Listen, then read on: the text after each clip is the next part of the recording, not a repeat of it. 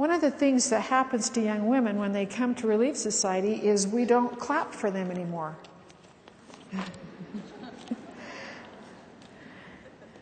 We don't take the opportunity to thank and award and help people know if they're feeling appreciated. And it is kind of a change in our lives to know that what I did was good because the Spirit told me it was good.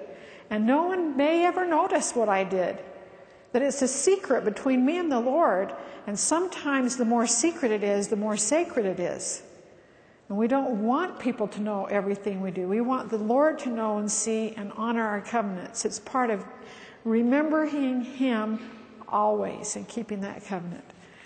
But that's a little bit of a change that happens in the life of a young woman. So if she needs some appreciation, we can give her some and help her make that change to knowing that her goals and her responsibilities are Spirit directed. Now, another word about these younger sisters.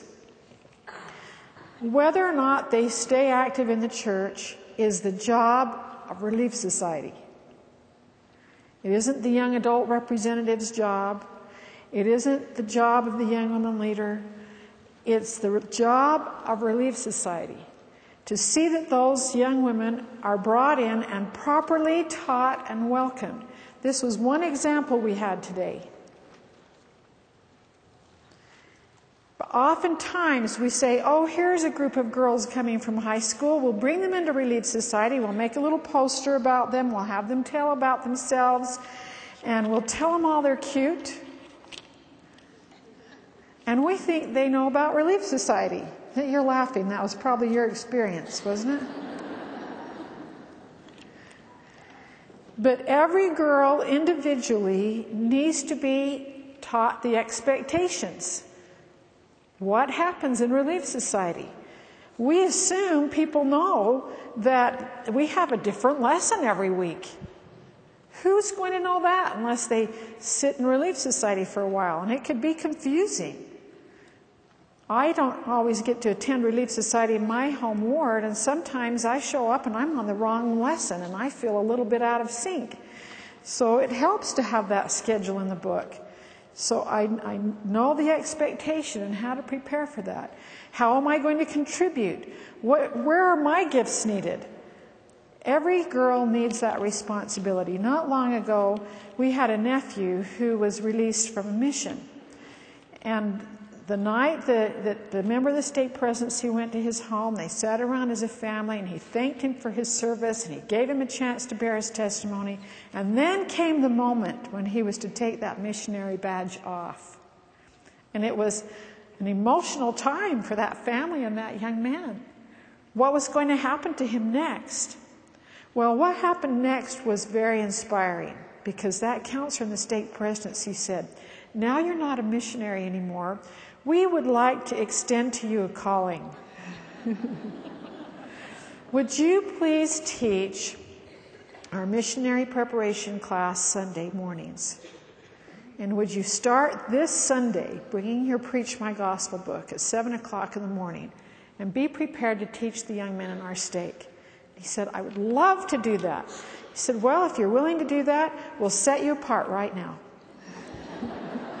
So before that brother left the house, that missionary had been set apart for his next calling. Think of the principle of that a young woman coming from young women has a place where she's going to serve the minute she gets in Relief Society. And it doesn't matter if she's living there in that ward for 1 month or 10 years. There's something for her to do in Relief Society, because this is where we do real work for real people. And there are never enough people to go around to take care of the real work that is going on. Those women and young women have been taught to cook and think and pray and serve and do everything in the gospel they need to do. They know how to find temple names to go to the temple. They know how to get to the temple and do baptisms for the dead. They know it all, and they're prepared. And if it's a new convert sister, then we help her know how to do it. That's how we hang on to our sisters. Now, this other word on relationships. I like to think that if a young woman is planning on exiting the church, she would have to climb over the top of 10 strong and immovable women to do it. That we wouldn't show her the gate and make it easy. We would make it tough for her to leave. She'd have to climb over us to get out. If we had that kind of feeling, we would help her.